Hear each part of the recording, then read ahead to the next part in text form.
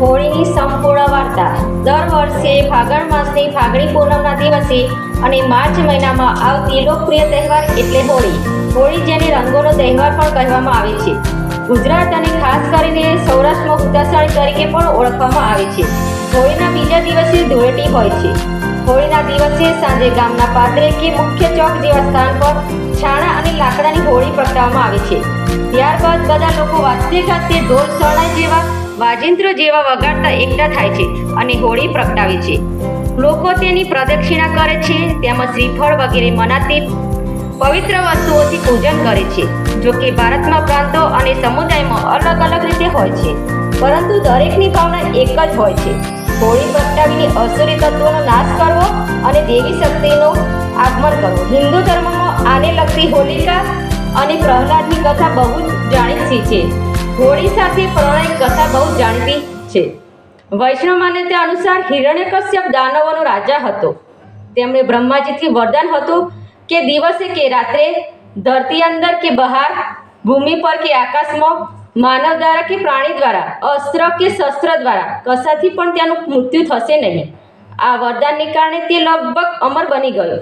આથી તે અભિમાની અત્યાચારી બની ગયો તથા તે સ્વર્ગ અને પૃથ્વી પર હાહાકાર મચાવી દીધો અને તેમણે ઈશ્વરને પૂજવાનું પણ બંધ કરાવ્યું. પોતાની પૂજા કરવાનું શરૂ કર્યું. હિરણ્યકશ્યપનો એક પુત્ર હતો જેનું નામ પ્રહલાદ હતું. પ્રહલાદ ભગવાન વિષ્ણુનો ભક્ત હતો. તેને કઈ કેટલા પ્રલોભનો તથા ડર બતાવીને તેમણે ઈશ્વર ભક્તિથી દૂર કરવાના પ્રયત્નો કર્યા, પરંતુ પ્રહલાદ ડર્યો નહીં અને પોતાની ભક્તિ ચાલુ રાખી.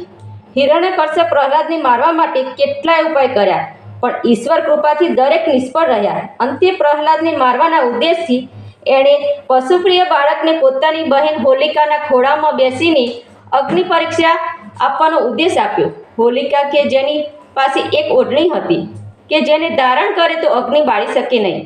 પ્રહલાદે પિતાના આજ્ઞાનું પાલન કરી અને જીવ બચાવવા વિષ્ણુની પ્રાર્થના કરી. અંતે જ્યારે અગ્નિ પ્રગટાવવામાં આવી ત્યારે પેલી ઓઢણી હોલિકાના મસ્તક પરથી ઉડીને પ્રહલાદને વીંટળાઈ ગઈ. આથી હોલિકા અગ્નિમાં બળીને ભસ્મ થઈ ગઈ અને પ્રહલાદ સાજો સારો બહાર આવ્યો. આમ હોલિકાનું દહન થયું.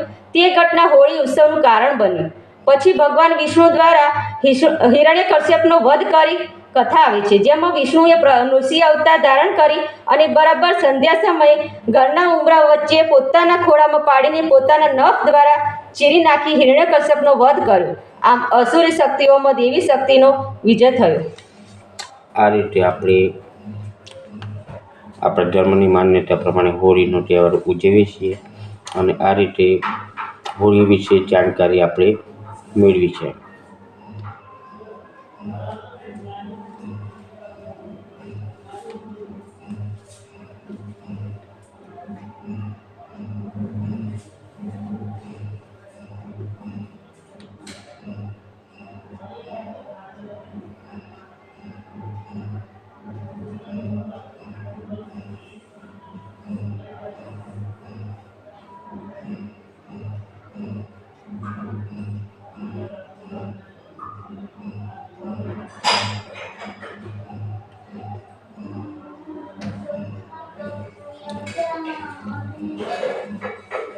હુતાસણી વિશે આપણે સંપૂર્ણ માહિતી જાણી લીધી છે.